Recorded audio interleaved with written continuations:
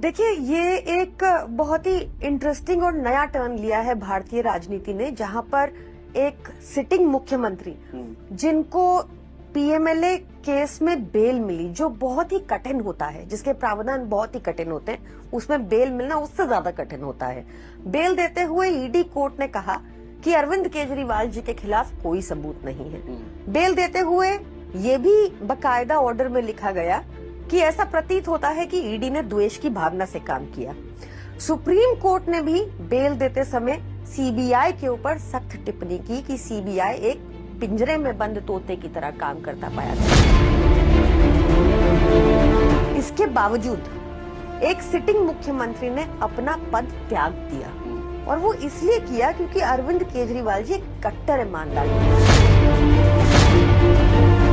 Sitting मुख्यमंत्री ने अपना पद त्यागा और कहा कि अब मैं जनता के बीच ही जाकर अपना ईमानदारी का सर्टिफिकेट लेकर आऊंगा। जब पद उन्होंने अपना त्याग दिया तो त्यागने की क्या जरूरत थी? सुप्रीम कोर्ट से जमानत मिली है, सर्वोच्च अदालत ने हालांकि कुछ शर्तें जरूर लगाई हैं, बीजेपी उसको मुद्दा भी बना रही है कि ये डमी सीएम आतिशी होंगी, अपना कह सकते हैं खाना पूर्ति कर रहे हैं। तो क्या इस त्याग के पीछे की वजह क्या है? त्याग की जरूरत नहीं थी, अगर इस्तीफा ना देते तो भी सरकार चल सकती थी। फिर बाकियों में और हम में फर्क क्या रह जाता कि अरविंद केजरीवाल जी एक बहुत डिफरेंट व्यक्ति हैं, जिनके लिए कभी भी पद, मोह, माया इनका कोई मीनिंग नहीं रहा। वो भारत के लिए एक विजन लेकर आए हैं कि भारत के हर बच्चे को जैसी शिक्षा अमीर के बच्चों को मिलती है, वैसी ही शिक्षा गरीब के बच्चे को मिलनी चाहिए। नमस्कार, आप देख रहे हैं पंजाब केसरी टीवी, आपके साथ मैं हूं रानू मिश्रा। दिल्ली में कल शपथ समारोह होने जा रहा है। आतिशी पहली बार मुख्यमंत्री पद की शपथ लेने वाली हैं। उनके शपथ समारोह से पहले सियासी महाभारत छिड़ा हुआ है। आम आदमी पार्टी इसे एक कह सकते हैं विकास का रास्ता बता रही है कि 4 महीने जो कार्यकाल बचा हुआ है आम आदमी पार्टी सरकार का, उसको कैसे पूरा किया जाए, कैसे दिल्ली में विकास के रास्ते खोले जाएं।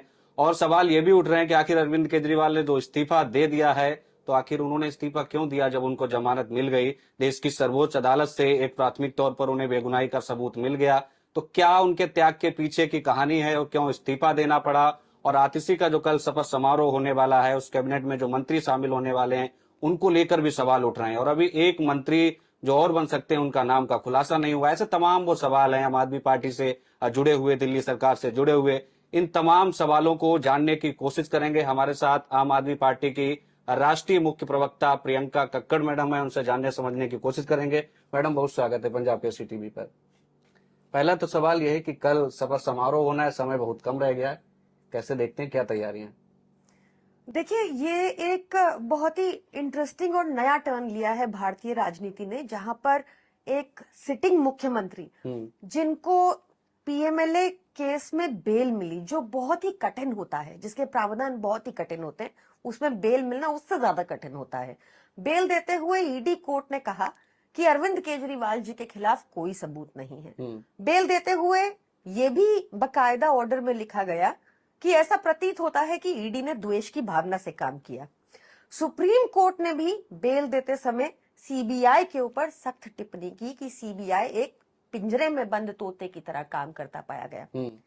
इसके बावजूद एक सिटिंग मुख्यमंत्री ने अपना पद त्याग दिया, और वो इसलिए किया क्योंकि अरविंद केजरीवाल जी एक कट्टर ईमानदार नेता हैं। आप एक ईमानदार नेता की छवि को धूमिल करने का प्रयास करते रहे।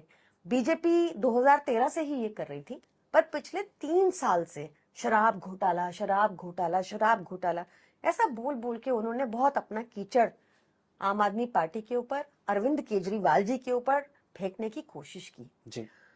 तो सिटिंग मुख्यमंत्री ने अपना पद त्यागा और कहा कि अब मैं जनता के बीच ही जाकर अपना ईमानदारी का सर्टिफिकेट लेकर आऊंगा। जी। तो जब पद उन्होंने अपना त्याग दिया तो त्यागने की क्या जरूरत थी? सुप्रीम कोर्ट से जमानत मिली है, सर्वोच्च अदालत ने हालांकि कुछ शर्तें जरूर लगाई हैं, बीजेपी उसको मुद्दा भी बना रही है कि ये डमी सीएम आतिशी होंगी, अपना कह सकते हैं खाना पूर्ति कर रहे हैं।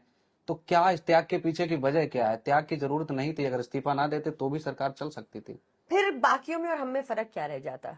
अरविंद केजरीवाल जी की ईमानदारी पर ही बार बार तोहमत लगाई। कोई भी और होता, भाजपा का कोई मुख्यमंत्री देख लीजिए, कोई भी और होता तो कभी भी अपना पद त्याग नहीं करता।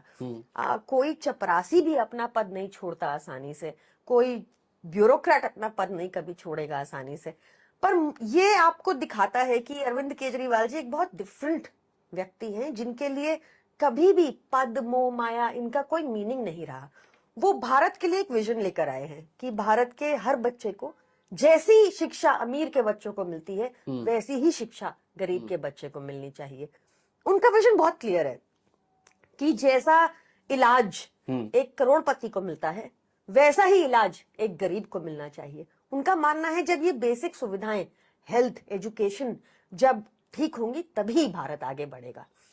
तो इसी राह पर वो चल रहे थे और इसी की उनको एक तरह से आप कहिए उनकी ईमानदारी पे उनको सजा मिली कि उनकी ईमानदारी पे लगातार भाजपा ने दागदार करने की कोशिश की। जिस बात से आप देखिए ईमानदार व्यक्ति के लिए क्या होता है, नाम, पैसे का तो उनके लिए कोई मोह ही नहीं है। उन्होंने अपनी सरकारी नौकरी कब की छोड़ दी थी, वो सरकारी नौकरी छोड़ के वो झुग्गियों में रहे, वहां काम किया। तो एक ईमानदार व्यक्ति के लिए अपना नाम, अपनी रिस्पेक्ट सबसे ऊपर रहता है। और एक ये नया पैमाना सेट किया है अरविंद केजरीवाल जी ने, जिससे अब वो जनता के बीच जाकर ही अपनी ईमानदारी का सर्टिफिकेट लाएंगे। अच्छा, देश की जब सर्वोच्च अदालत से जमानत मिल गई है, बेगुनाही का सबूत मिल गया है, क्योंकि अरविंद केजरीवाल जी हम देख रहे हैं लगातार कहते आए हैं कि सुप्रीम कोर्ट से जमानत मिलना ही हमारे लिए बेगुनाही साबित करना है, तो फिर जनता की अदालत में जाने की क्या जरूरत है? ये सवाल कुछ लोग भी पूछ रहे हैं और खासकर जो विपक्षी पार्टी है दिल्ली में, भारतीय जनता पार्टी, उनके नेता भी पूछ रहे हैं। देखिए, जैसे मैंने कहा कि अरविंद केजरीवाल जी के लिए उनकी ईमानदारी से बड़ा कुछ भी नहीं, कोई पद नहीं। जनता की अदालत ही उनके लिए सबसे सर्वोप्रिय है। जनता ने ही उनको पहले चुना था, जनता ही उनको चौथी बार भी चुनेगी।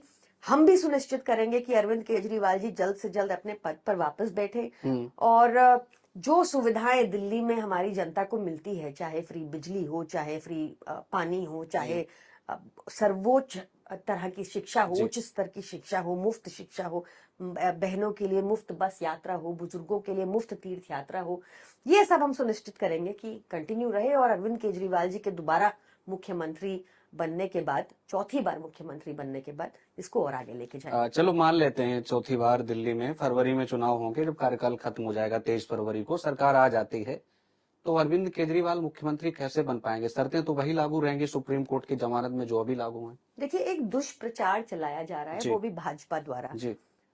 एक तो मैं आपको बड़ी जिम्मेदारी से ये बताती हूँ कि एक कोर्ट कभी भी एक कॉन्स्टिट्यूशनली इलेक्टेड मुख्यमंत्री के ऊपर, उनके कार्य के ऊपर कि वो क्या काम कर सकते हैं और क्या नहीं, इसके ऊपर कभी कंडीशंस नहीं लगा सकते।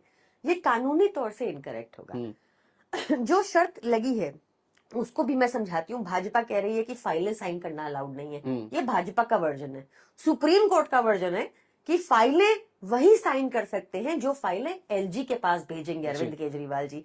इसमें क्या है, देखिए दिल्ली का यूटी स्ट्रक्चर है, अरविंद केजरीवाल जी के पास पोर्टफोलियो नहीं था कोई, यहाँ पे जो मिनिस्टर्स हैं उनके पास पोर्टफोलियोज हैं, वो अपने विभाग की फाइलें साइन करते हैं और अरविंद केजरीवाल जी सिर्फ उन्हीं फाइलों पर साइन करते थे जो एलजी के पास जानी होती थी। यही वो पहले करते थे, यही सुप्रीम कोर्ट के ऑर्डर में अब लिखा है।